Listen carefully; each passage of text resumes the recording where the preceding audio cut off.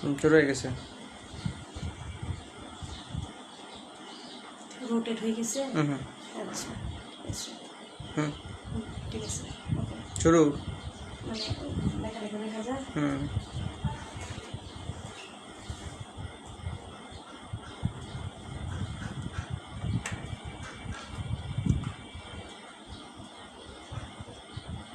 নিচে অন্ধকার লাগে।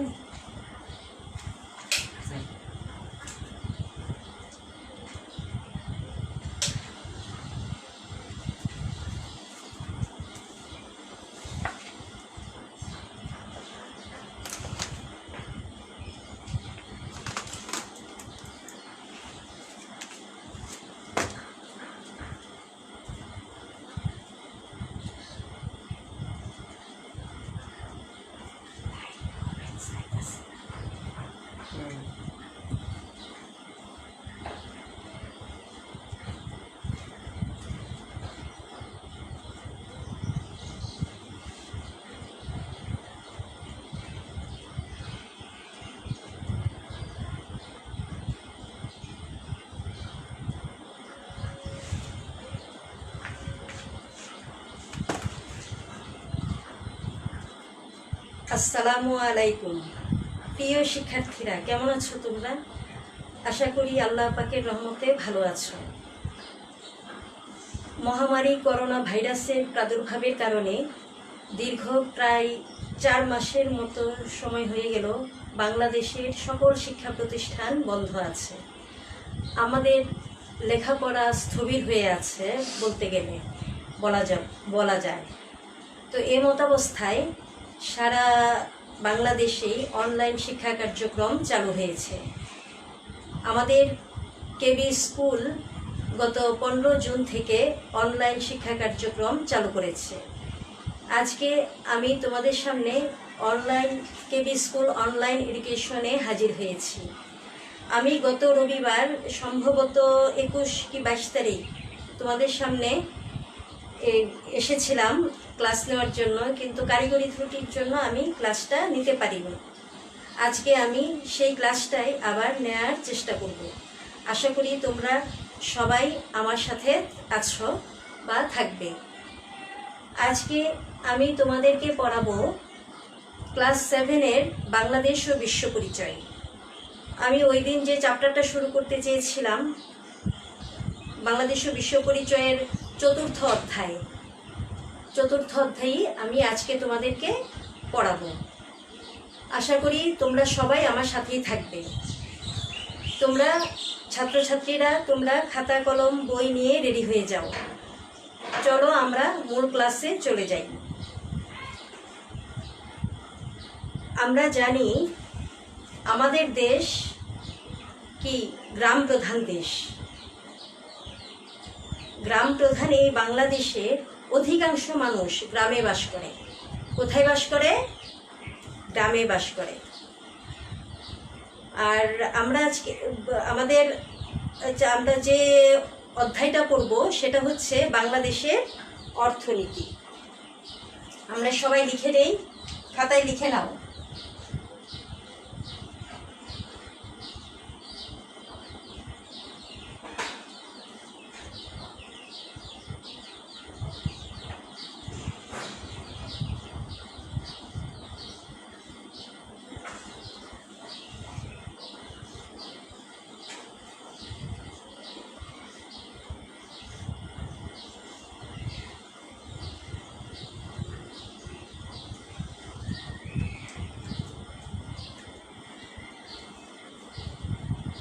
বাংলাদেশের অর্থনীতি। আর আমরা জানি বাংলাদেশের অধিকাংশ লোক গ্রামে বাস করে। বাংলাদেশ গ্রাম প্রধান দেশ। তা কৃষি হচ্ছে তাদের বা বাংলাদেশের অধিকাংশ মানুষের প্রধান জীবিকা। আর এই কৃষির উপরে বাংলাদেশের বেশিরভাগ অর্থনীতি নির্ভরশীল। তাহলে বাংলাদেশের অর্থনীতি আমরা আজকে পড়ব। তাহলে অর্থনীতি বলতে আমরা কি বুঝি সেটা আগে আমরা জেনে নিই। চলো আমরা বইটা খুলে নেই।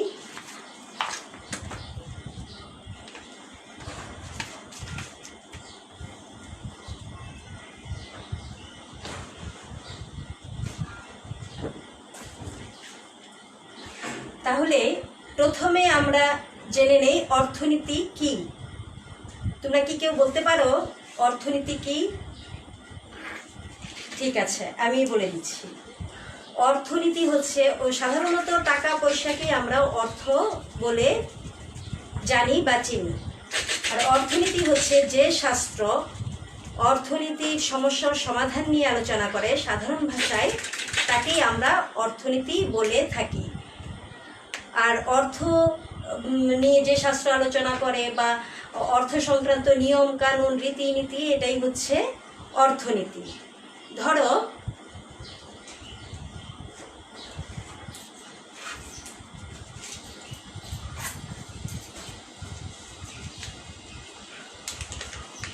এটা কি শিক্ষার্থীরা? নিশ্চয়ই আমরা চিনি, এটা একটা 10 টাকার নোট, তাই না? হ্যাঁ, এটা একটা 10 টাকার নোট। এটা হচ্ছে একটা কি 10 টাকার নোট। এখন এই 10, আমার কথা কি তোমরা বুঝতে পারছো? এটা একটা 10 টাকার নোট। আর এই 10 টাকার নোটটাকে আমরা বিভিন্ন ভাবে কি করি? খরচ করতে পারি।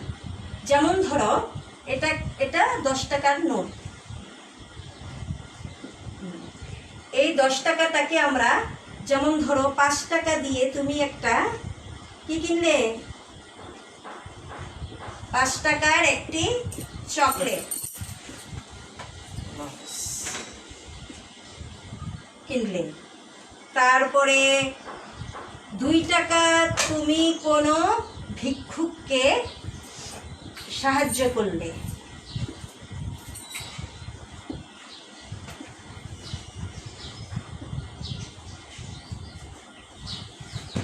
আর রইল কত? 3 টাকা। 3 টাকা তুমি সেভিংস করলে, সঞ্চয়।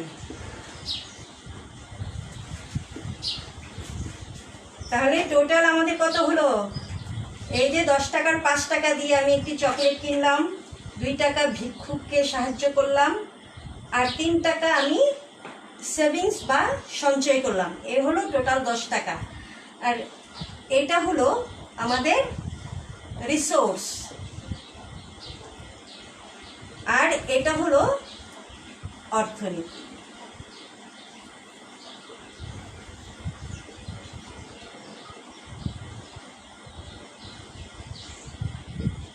এইগুলো হলো আমাদের কি উৎস। তাহলে অর্থনীতি কি আমরা বুঝতে পেরেছি? আমরা ক্লিয়ার? হ্যাঁ।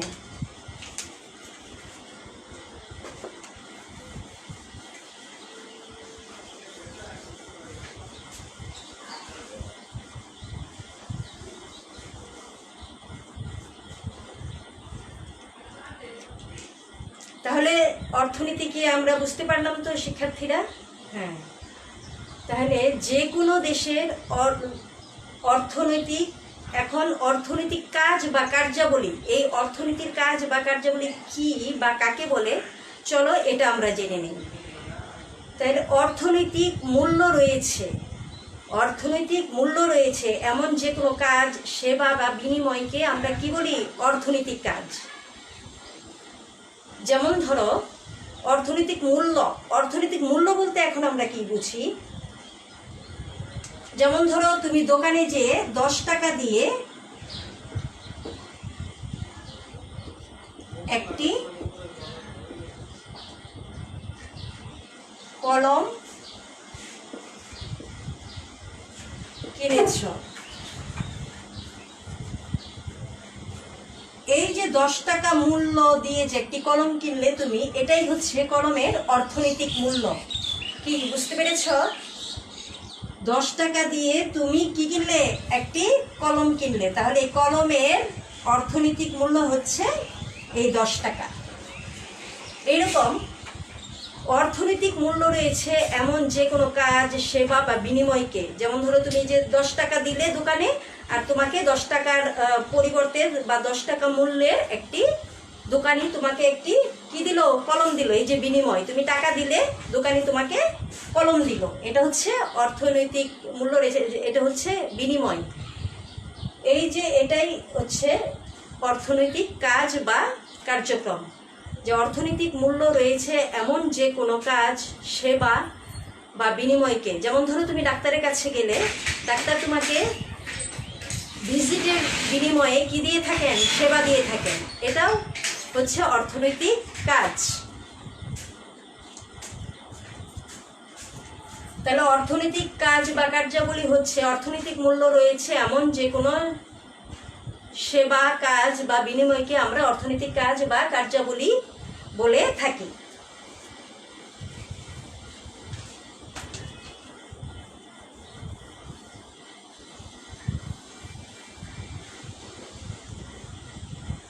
অর্থনৈতিক কাজ বা কার্যক্রমকে এখন দেখা যাক কয় ভাগে ভাগ করা যায় এবং কি কি।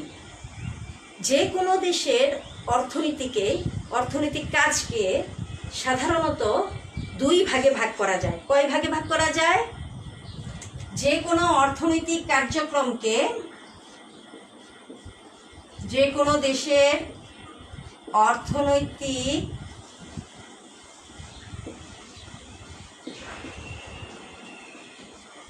কার্যক্রমকে কয় ভাগে ভাগ করা যায়?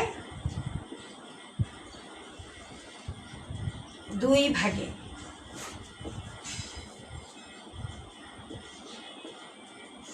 কি কি বলতে পারো? ঠিক আছে, আমি বলে দিচ্ছি। যে কোনো অর্থনৈতিক কার্যক্রমকে, যে কোনো দেশের অর্থনৈতিক কার্যক্রমকে দুই ভাগে ভাগ করা যায়। এক হচ্ছে অনানুষ্ঠানিক অর্থনৈতিক কার্যক্রম, অনানুষ্ঠানিক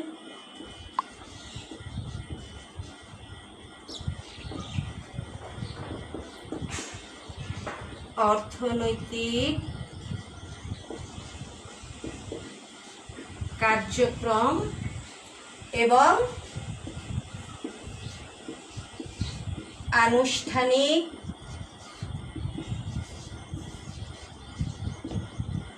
অর্থনৈতিক কার্যক্রম।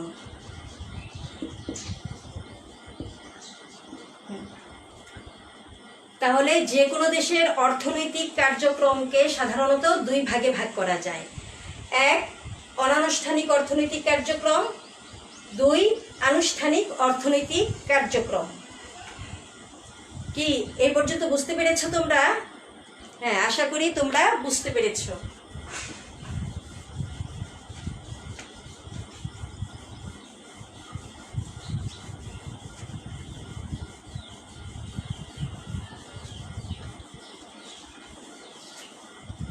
এখন দেখা যাক, চলো এবার দেখি যে অনানুষ্ঠানিক ও আনুষ্ঠানিক অর্থনৈতিক কার্যক্রম বলতে আমরা কি বুঝি। অনানুষ্ঠানিক এবং আনুষ্ঠানিক অর্থনৈতিক কার্যক্রম বলতে আমরা কি বুঝি?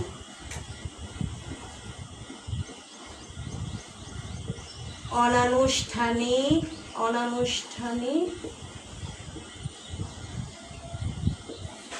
অর্থনৈতিক কার্যক্রম।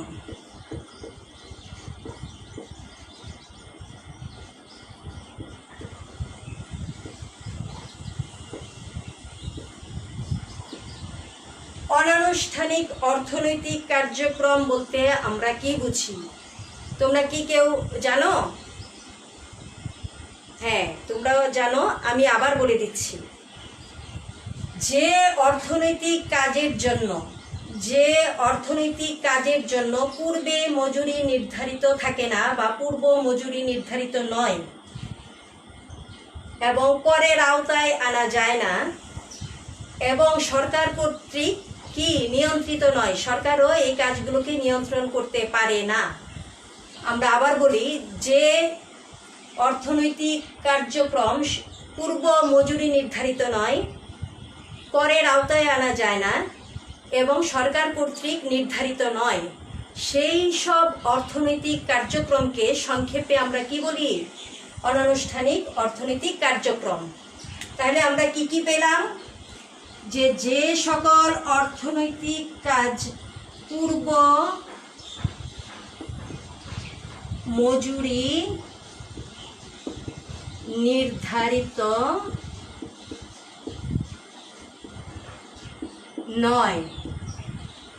তারপরে করের আওতায় আনা কঠিন বা যায় না, করের আওতায় আনা যায় না এবং সরকার কর্তৃক নিয়ন্ত্রিত নয়।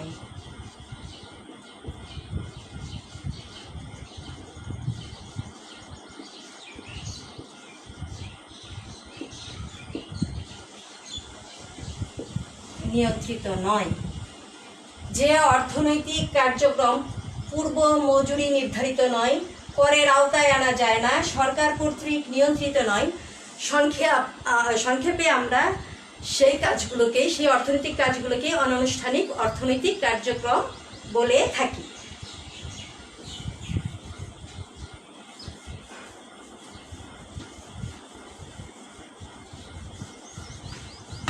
যেমন ধরো,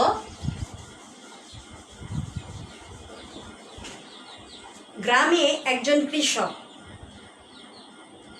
তার জমিতে কি করে, সকাল থেকে সন্ধ্যা পর্যন্ত শ্রম দিয়ে নিজের উদ্যোগে শারীরিক পরিশ্রমে সে তার জমিতে কি করে, ফসল ফলায়। এই কাজের কোনো সে মজুরি পায় না বা মজুরি নেয় না এবং সরকার কর্তৃকও এই কাজটা নিয়ন্ত্রিত নয়। এই কাজটা করের আওতায়ও আনা কঠিন।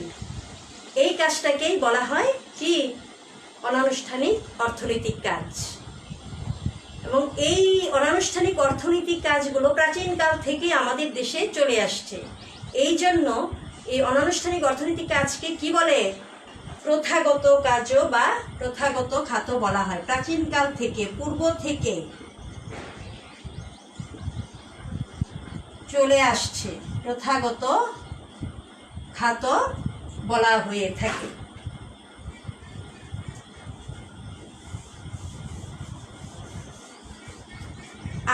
এখন দেখি আমরা আনুষ্ঠানিক অর্থনৈতিক কার্যক্রম বলতে কি বোঝায়। তাহলে এটা তোমরা নিজেরাই এই সংজ্ঞা দাঁড় করাতে পারবে। আমরা যেহেতু অনানুষ্ঠানিক অর্থনৈতিক কার্যক্রম কাকে বলে সেটা জানতে পেরেছি বা জেনেছি, তাহলে তোমরা আনুষ্ঠানিক অর্থনৈতিক কার্যক্রম কাকে বলে এটা নিজেরাই দাঁড় করাতে পারবে। তোমরা নিজেরাই খাতায় লিখে নাও তো এই আনুষ্ঠানিক অর্থনৈতিক কার্যক্রম বলতে কি বোঝো। এটা তোমরা 1-2 মিনিটে লিখে ফেলো, খুব সহজ, তোমরা পারবে ইনশাল্লাহ। আনুষ্ঠানিক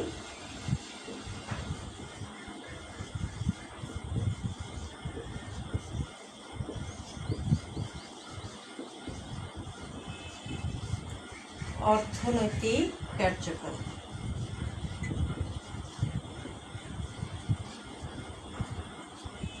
হ্যাঁ, এই তো পেরেছ।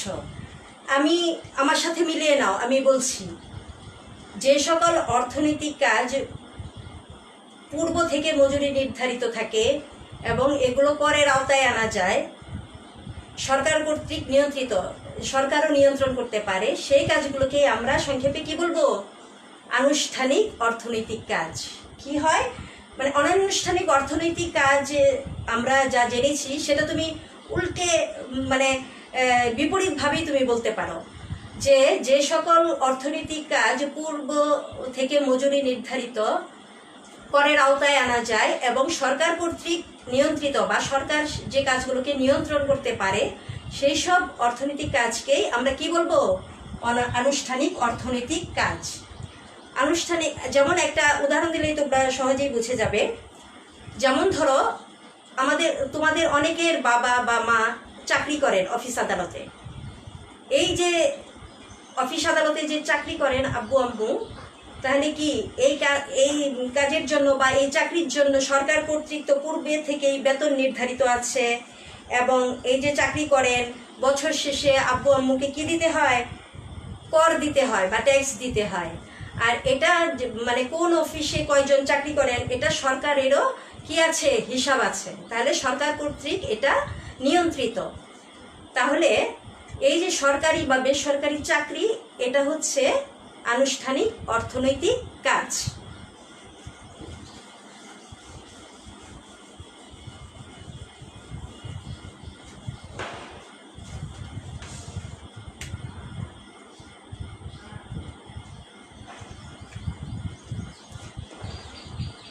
আমরা তো আগেই বলেছি বা জানি যে বাংলাদেশ গ্রাম প্রধান দেশ। বাংলাদেশের অধিকাংশ মানুষ কোথায় বাস করে? গ্রামে বাস করে। তাহলে গ্রামাঞ্চলের অনানুষ্ঠানিক এবং শহরাঞ্চলের অনানুষ্ঠানিক অর্থনৈতিক কাজগুলো কি এখন আমরা চলো জেনে নেই। তাহলে তোমরা নিজেরাই এখন বলতে পারবে। যদি আগের কথাগুলো তোমরা মন দিয়ে শোনো তাহলে তোমরা গ্রামাঞ্চলের অনানুষ্ঠানিক অর্থনৈতিক কাজ এবং শহরাঞ্চলের অনানুষ্ঠানিক অর্থনৈতিক কাজগুলো কি কি সেটা তোমরা ঝটপট খাতায় লিখে নাও বা লিখে ফেলো। আমি লেখার আগেই তোমরা সেটা লিখে ফেলো।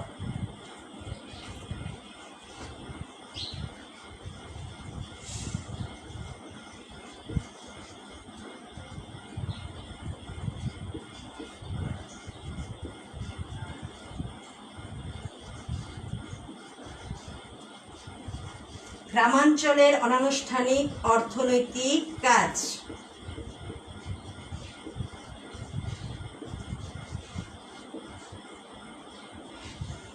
হ্যাঁ, বলো তো তোমরা কি কি লিখেছ? হ্যাঁ, যেমন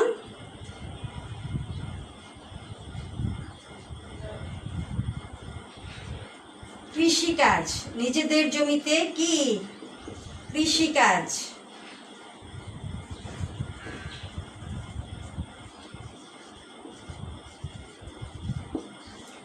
তারপরে গ্রামের সাধারণত দেখা যায় যে বাড়িতে মহিলারা যারা থাকেন, যে পুরুষরা গ্রামে ওই মাঠে ময়দানে খেতে খামারে কৃষিকাজ করে, ওইসব কৃষিকাজে অনেক মহিলারাও বা মেয়েরাও কৃষিকাজে সাহায্য করে এবং মেয়েরা বাড়িতে কি করে? হাঁস মুরগি গরু ছাগল পালন।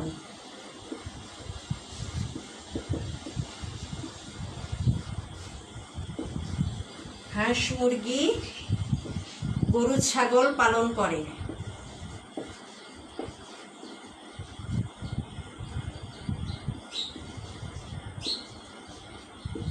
গরু ছাগল পালন, হ্যাঁ, কৃষিকাজ, হাঁস মুরগি গরু ছাগল পালন।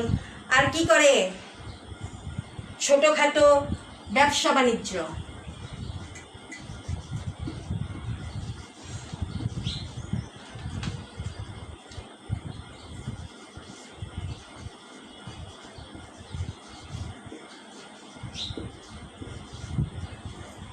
তারপরে অনেক মহিলারা এখন কি করে? গ্রামের কুটির শিল্প, হ্যাঁ,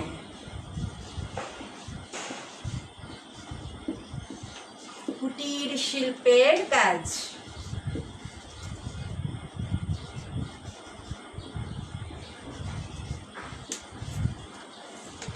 ইত্যাদি হচ্ছে গ্রামাঞ্চলের অর্থনৈতিক অনানুষ্ঠানিক অর্থনৈতিক কাজ।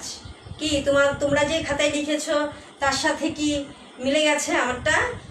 হ্যাঁ।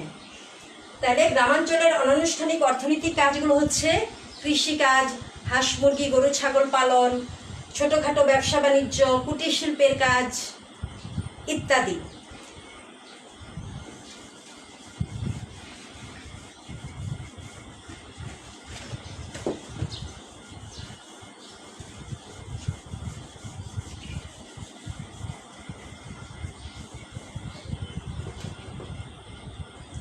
শহরাঞ্চলের অনানুষ্ঠানিক অর্থনৈতিক কাজ।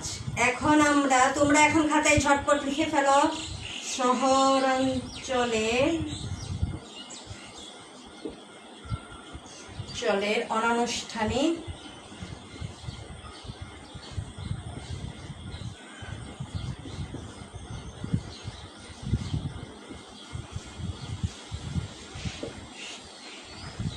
অর্থনৈতিক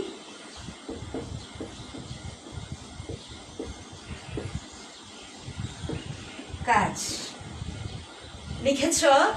হ্যাঁ, আমার সাথে তোমরা মিলিয়ে দেখো। শহরাঞ্চলের সাধারণত কি করে?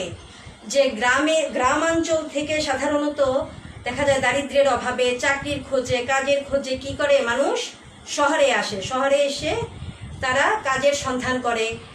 সেখানে সাধারণত নিম্নবিত্ত বা বিত্তহীন ভাসমান লোক বাস করে শহরাঞ্চলে, এবং উচ্চবিত্ত, মধ্যবিত্ত, নিম্নবিত্তরাও শহরাঞ্চলে বাস করে। সাধারণত দেখা যায় যে উচ্চবিত্ত এবং মধ্যবিত্তরা কি করে, আনুষ্ঠানিক অর্থনৈতিক কাজের সাথে যুক্ত থাকে। আর যারা ভাসমান নিম্ন শ্রেণীর ভাসমান বিত্তহীন, তারা কি করে, শহরাঞ্চলে অনানুষ্ঠানিক অর্থনৈতিক, এমনকি অনেক উচ্চ আয়ের অনেক মানুষও অনানুষ্ঠানিক অর্থনৈতিক কাজের সাথে যুক্ত থাকে। তাহলে শহরাঞ্চলের অনানুষ্ঠানিক অর্থনৈতিক কাজগুলো হচ্ছে, যেমন ধরো ওই ছোটখাটো ব্যবসা বাণিজ্য,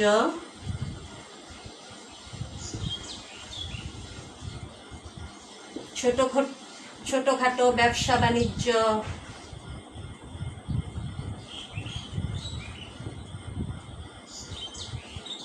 রিক্সা চালক,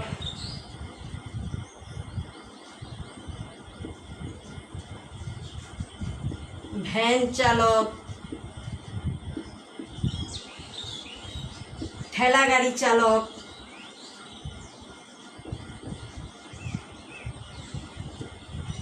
হকারি, দিনমজুরি, বাসাবাড়িতে গৃহস্থালির কাজ, তারপরে নির্মাণ শ্রমিক, যারা বাসাবাড়ি বড় বড় বিল্ডিং তৈরির কাজে নিয়োজিত থাকে, এগুলো হচ্ছে শহরাঞ্চলের অনানুষ্ঠানিক অর্থনৈতিক কাজ। কি বুঝতে পেরেছ শিক্ষার্থীরা?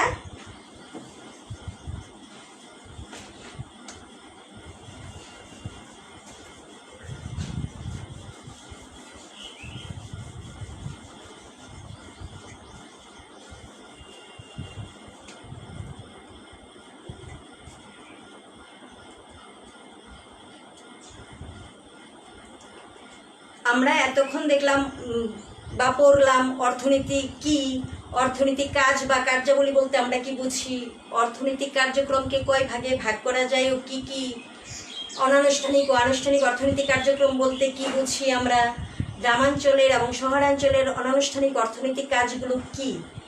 এখন আমরা জেনে নিব যে অর্থনীতিতে অনানুষ্ঠানিক খাতের অবদান বা গুরুত্ব কি বা কতটুকু।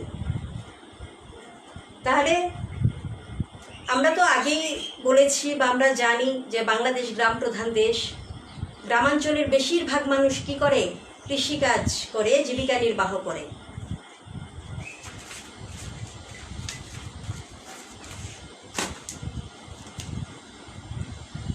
গ্রামাঞ্চলের বেশিরভাগ মানুষ কি করে, কৃষিকাজ করে জীবিকা নির্বাহ করে। তারা নিজেদের উদ্যোগে এবং শ্রমে সকাল থেকে সন্ধ্যা পর্যন্ত নিজেদের জমিতে ধান, পাট, শাকসবজি, রবি শস্য, ফলমূল উৎপাদন, তারপরে গ্রামের মহিলারা বা অনেক পুরুষরাও, অনেক এখন পুরুষরা নিজেদের উদ্যোগে অনেক তারা কি করে, হাঁস মুরগির খামার, তারপরে গরু ছাগল পালন করে, কুটির শিল্পের কাজ করে, হাট বাজারে পণ্য বিক্রি করে, এগুলো করে তারা তাদের কি করে, জীবিকা নির্বাহ করে।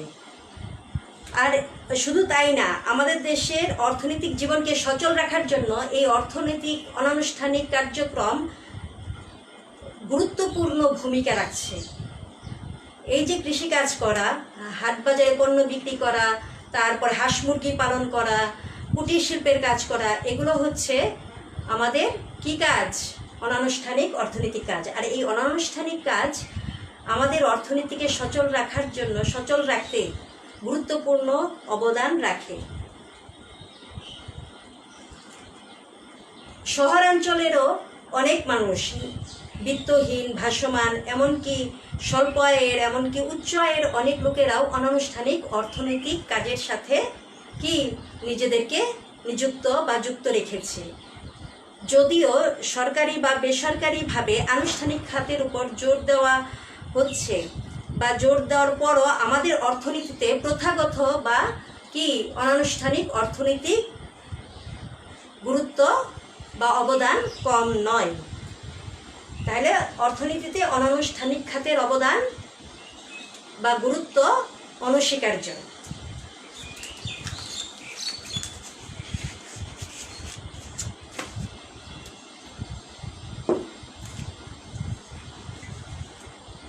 কি এই পর্যন্ত কি আমরা বুঝতে পেরেছি শিক্ষার্থীরা?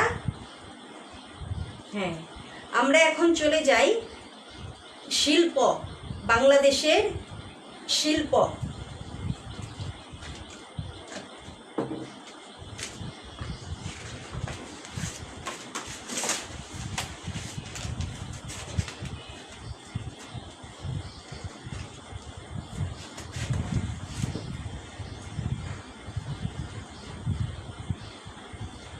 তাহলে শিল্প বলতে আমরা কি বুঝি?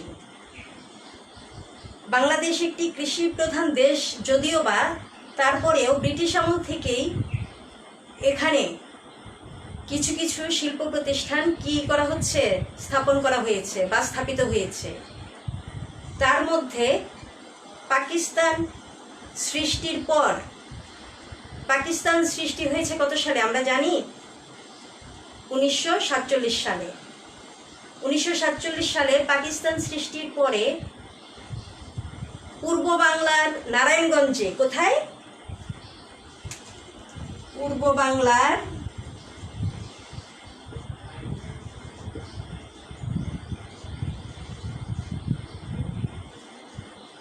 বর্তমান বাংলাদেশ,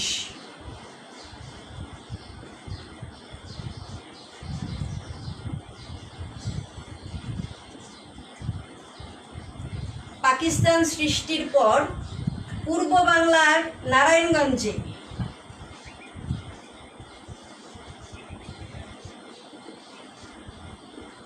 কোথায়? নারায়ণগঞ্জে। পাকিস্তান সৃষ্টির পর পূর্ব বাংলার নারায়ণগঞ্জে পৃথিবীর সর্ববৃহৎ পাটকল, পৃথিবীর সর্ববৃহৎ,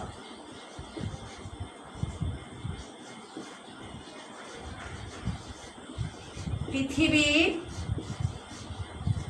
সর্ববৃহৎ বা সবচেয়ে বড়, পৃথিবীর সর্ববৃহৎ পাটকল।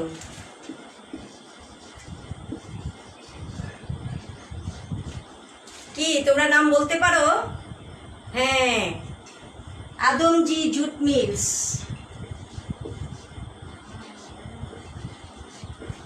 আদমজী জুট মিলস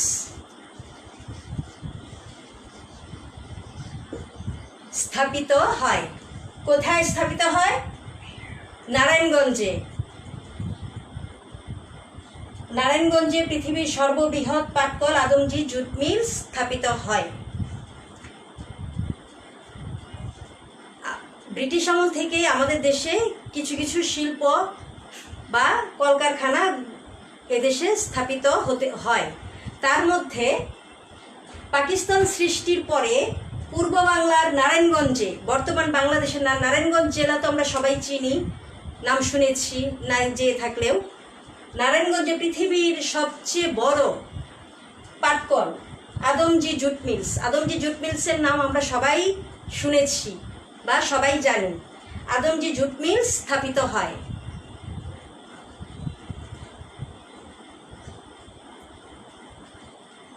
পাকিস্তান আমলে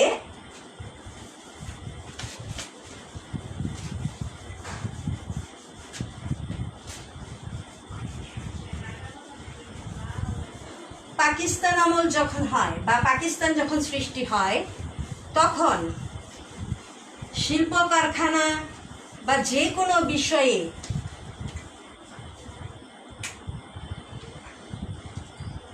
শিল্প কারখানা বা যে কোনো প্রতিষ্ঠার ব্যাপারে কি এই যে পূর্ব বাংলা কি হয়েছে, বৈষম্যের শিকার হয়েছে, এটা তো আমরা সবাই জানি। 1971 সালে স্বাধীনতার পর বাংলাদেশে কিছু কিছু বিভিন্ন স্থানে কিছু কিছু নতুন শিল্প কারখানা গড়ে উঠতে থাকে। তাহলে শিল্প প্রতিষ্ঠানকে, একটি দেশের শিল্প প্রতিষ্ঠানকে সাধারণত কয় ভাগে ভাগ করা যায় এবং কিসের উপর ভিত্তি করে শিল্প প্রতিষ্ঠানকে ভাগ করা যায়? কিসের উপর ভিত্তি করে তোমরা জানো? শিল্প প্রতিষ্ঠানকে কয় ভাগে ভাগ করা যায় ও কি কি? একটি দেশের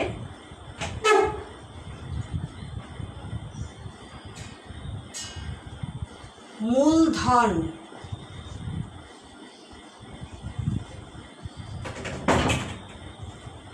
তারপর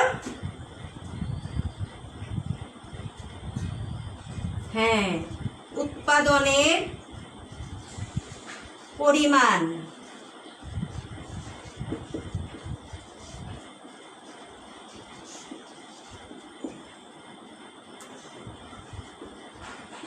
মূলধন, উৎপাদনের পরিমাণ, কর্মী বা শ্রমিকের সংখ্যা, কর্মী বা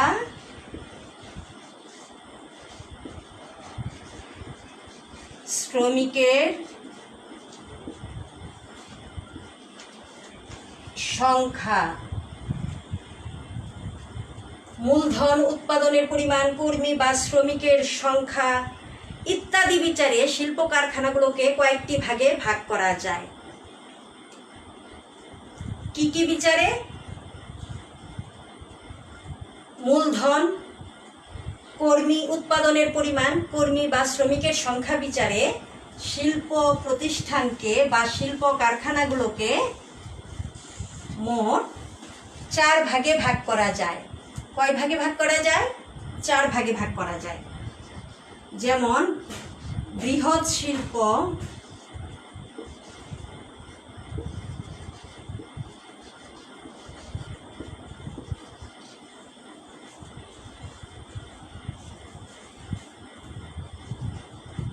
মাঝারি শিল্প,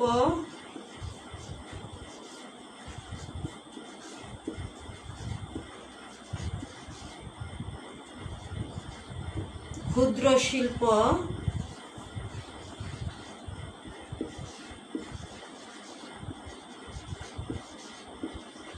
ও কুটির শিল্প।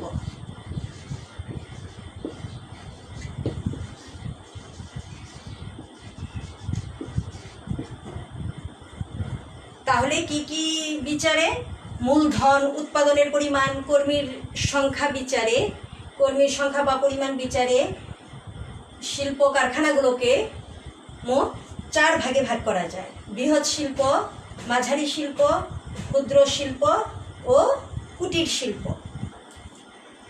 বৃহৎ শিল্প, মাঝারি শিল্প, ক্ষুদ্র শিল্প এবং কুটির শিল্প। তাহলে বৃহৎ শিল্প বলতে আমরা কি বুঝি? বৃহৎ শিল্প, বৃহৎ কথাটা শুনেই তো আমরা বুঝতে পারছি যে বড়, অনেক বড়। বৃহৎ মানে অনেক বড়। যে শিল্প প্রতিষ্ঠানে কি হয়? প্রচুর দক্ষ অদক্ষ শ্রমিক, যে শিল্প প্রতিষ্ঠানে প্রচুর দক্ষ অদক্ষ শ্রমিক, মূলধনের পরিমাণ বেশি, প্রচুর মূলধন, অভিজ্ঞ ব্যবস্থাপক, ইঞ্জিনিয়ার ইত্যাদির প্রয়োজন হয়, সেসব শিল্প প্রতিষ্ঠানকে আমরা বৃহৎ শিল্প হিসেবে অভিহিত করতে পারি।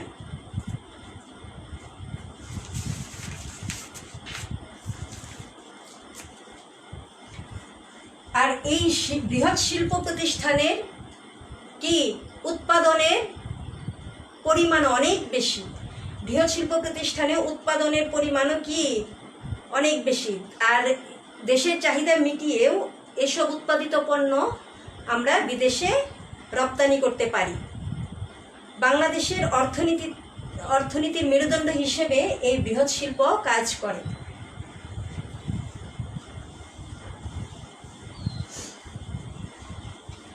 মাঝারি শিল্প, বৃহৎ শিল্পের থেকে একটু ছোট, এটাই হলো মাঝারি। মানে এটা বৃহৎও না, খুব বড়ও না, এবং ছোট বা ক্ষুদ্রও না। এই জন্য এটা হচ্ছে মাঝামাঝি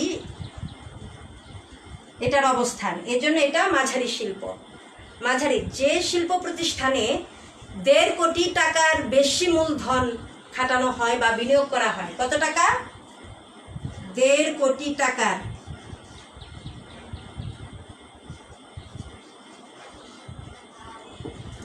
কোটি টাকার বেশি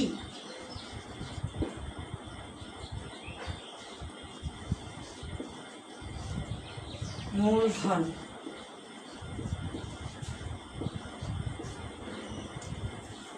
যেসব শিল্প প্রতিষ্ঠানে 1.5 কোটি টাকার বেশি মূলধন খাটানো হয় সেগুলোকে মাঝারি শিল্প বলা হয়।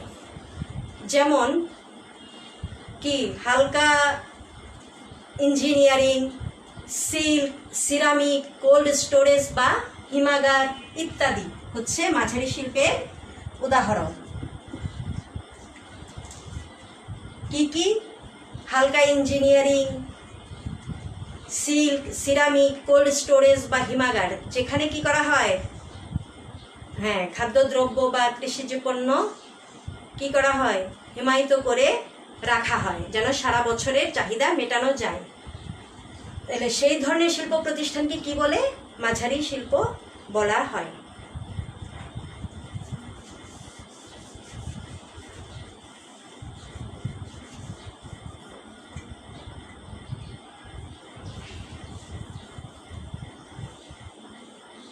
ক্ষুদ্র শিল্প, ক্ষুদ্র কথাটা দিয়ে তো আমরা ছোটই বুঝি, তাই না? বড়, খুব বড় নয়, মাঝারি নয়, ছোট। বড় থেকে বড়র পরে হচ্ছে মাঝারি, মাঝারির চেয়েও একটু ছোট যেটা, সেটাই ছোট বা ক্ষুদ্র। তাহলে ক্ষুদ্র শিল্প প্রতিষ্ঠান কোনগুলো? যেসব প্রতিষ্ঠানে 1.5 কোটি টাকার কম মূলধন বিনিয়োগ করা হয় বা কম মূলধন কি করা হয়, খাটানো হয়। যেসব শিল্প প্রতিষ্ঠানে 1.5 কোটি টাকার কম মূলধন খাটে বা বিনিয়োগ করে, 1.5 কোটি টাকার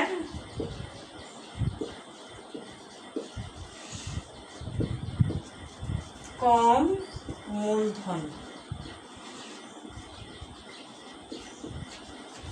খাটে বা বিনিয়োগ করে, সেই সকল শিল্প প্রতিষ্ঠানকে ক্ষুদ্র শিল্প বলা হয়। যেমন ধরো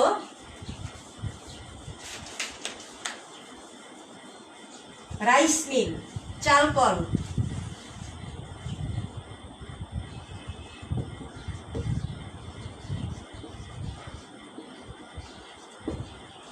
তারপরে ছোট ছোট জুতার কারখানা বা প্লাস্টিকের কারখানা। এই যে আমরা হাতের কাছে এখন অতি সহজেই প্লাস্টিক সামগ্রী পাই, এইসব প্লাস্টিকের কারখানা, ছোট ছোট জুতা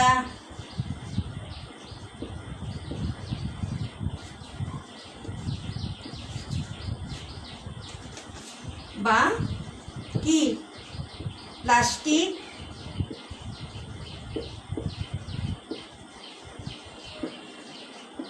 কারখানা।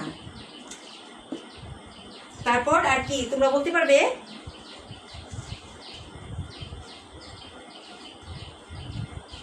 হ্যাঁ, আর কি খাদ্য প্রক্রিয়াজাত কি শিল্প, চাল কল, ছোট ছোট জুতা বা প্লাস্টিক কারখানা, আর কি খাদ্য প্রক্রিয়াজাত শিল্প, এগুলো হচ্ছে ক্ষুদ্র শিল্প প্রতিষ্ঠান।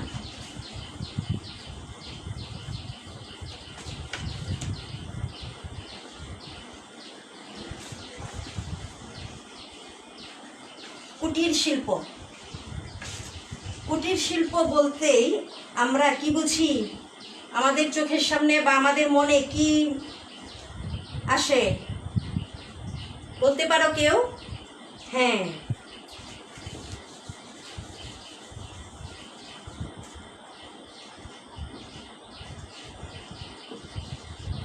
কুটির শিল্প বলতে আমাদের চোখের সামনে বা আমাদের মনে ভেসে ওঠে কিসের কথা? তাঁত বস্ত্রের কথা, তাঁত বস্ত্র বা তাঁত শিল্প।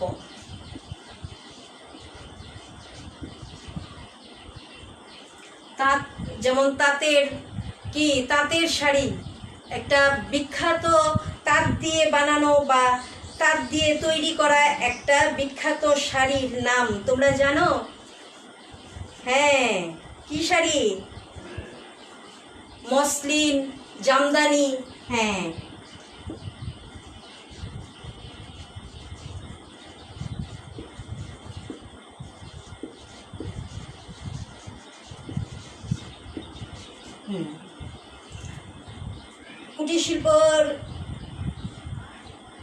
কুটির শিল্প সাধারণত কি করে? কুটির শিল্পের উদাহরণ হচ্ছে এগুলো। আর কুটির শিল্পে সাধারণত দেখা যায় যে এটার উৎপাদন এবং বিপণন মানে বাজারজাতকরণের কাজটা মালিক নিজে অথবা তার পরিবারের সদস্যরাই করে থাকে। কি করে থাকে? কুটির শিল্পের কাজটি সাধারণত উৎপাদন এবং বাজারজাতকরণ বা বিক্রির কাজটা মালিক অথবা তার পরিবারের সদস্যরাই করে থাকে। আমাদের দেশেই সাধারণত এই যে তাঁতবস্ত্র, তারপরে কি মাটির তৈরি জিনিসপত্র, আমাদের দেশে ইদানিং মাটির তৈরি জিনিসপত্রের ব্যাপক চাহিদা আমরা লক্ষ্য করতে পারি। মাটির তৈরি জিনিসপত্র,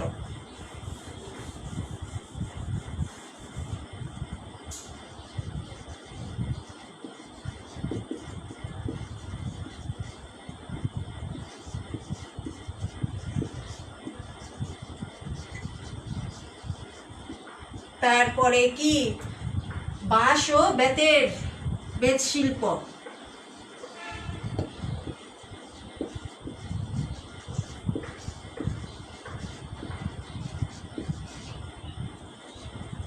এই যে কুটির শিল্পের যে বস্তুগুলো বা জিনিসগুলো যেমন তাঁত বস্ত্র, মাটির তৈরি জিনিসপত্র, বাঁশ ও বেত শিল্প, বেতের তৈরি জিনিস, এগুলো বর্তমানে এগুলোর চাহিদা আমাদের দেশে ব্যাপক। আর এগুলো খুব শৌখিন এবং মানুষ এগুলো শখ করে কিনে থাকে এবং অনেকে সাজিয়ে রাখে বিভিন্ন শোপিস এবং কি করে এগুলো ব্যবহার করতেও খুব পছন্দ করে এবং স্বাচ্ছন্দ্য বোধ করে।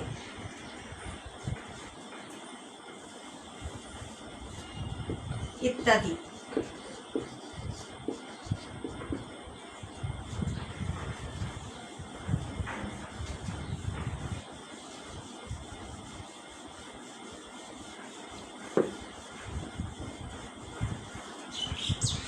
শিক্ষার্থীরা, আমরা শিল্প প্রতিষ্ঠানকে কয় ভাগে ভাগ করা যায় এবং কি এগুলো আমরা জেনে নিলাম।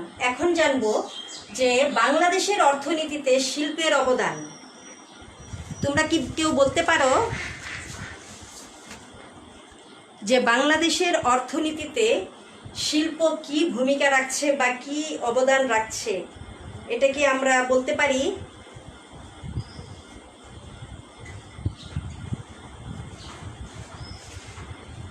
নগর বা শহরাঞ্চলের বিকাশের ফলে পৃথিবীর অন্যান্য দেশের মতো বাংলাদেশেও শিল্পের ভূমিকা কি করছে? গুরুত্বপূর্ণ হয়ে উঠছে। খাদ্য, বস্ত্র, ওষুধের মতো জিনিসগুলো তো বটেই, এছাড়া আর কি জ্বালানি, বিদ্যুৎ, গৃহ নির্মাণ সামগ্রী ছাড়া আজ আমাদের জীবন প্রায় অচল।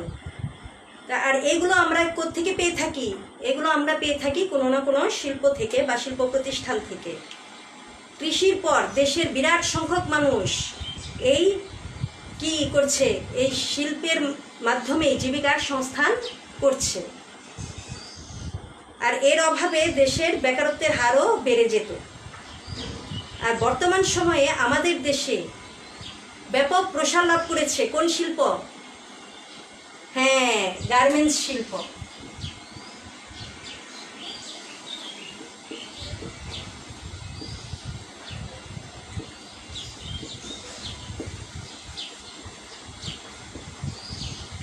বর্তমান সময়ে আমাদের দেশে এই গার্মেন্টস শিল্প বা পোশাক শিল্প ব্যাপক প্রসার লাভ করেছে। বিশেষ করে আমাদের দেশে সামাজিক অগ্রগতিতেও এই গার্মেন্টস শিল্প বিরাট অগ্রণী ভূমিকা পালন করছে এবং নারীদের জন্য কর্মসংস্থানের সুযোগ সৃষ্টি করে দিয়েছে। আমাদের এতে করে কি হচ্ছে যে শিক্ষা ও প্রযুক্তির প্রতি মানুষ কর্মসংস্থানের সুযোগের ফলে শিক্ষা এবং প্রযুক্তির দিকে মানুষ আকৃষ্ট বা আগ্রহী হচ্ছে। আধুনিক তথ্য প্রযুক্তির ব্যবহার দেশের গণ্ডি ছাড়িয়ে বিশ্ব নাগরিক হিসেবে আমাদের কি করছে, ভাবতে সাহায্য করছে। তাহলে আমরা জেনে নিলাম যে আমাদের বাংলাদেশের অর্থনীতিতে শিল্পের অবদান বা গুরুত্ব কম নয়।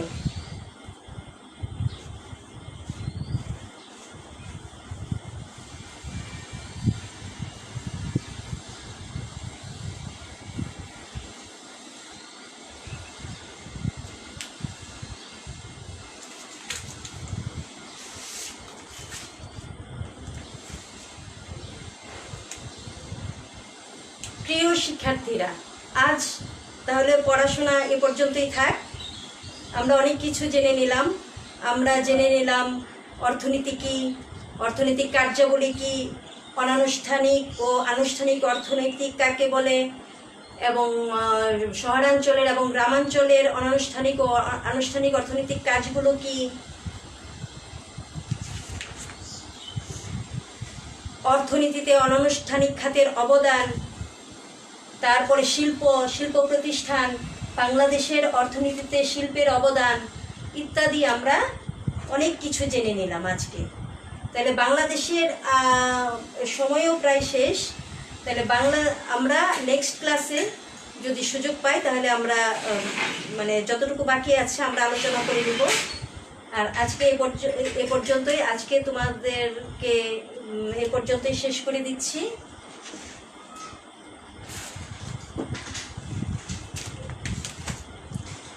আশা করি আবারও তোমাদের সাথে অনলাইন ক্লাসে আমার দেখা হবে। আমি অনলাইন ক্লাসে তোমাদের সামনে হাজির হব।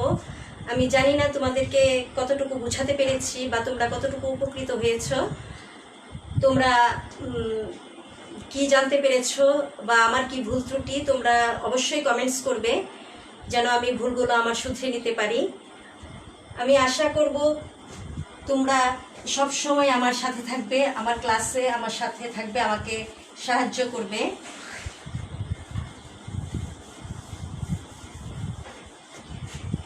আমি তোমাদেরকে কতটুকু দিতে পেরেছি বা বোঝাতে পেরেছি জানি না, তোমরা লিখবে।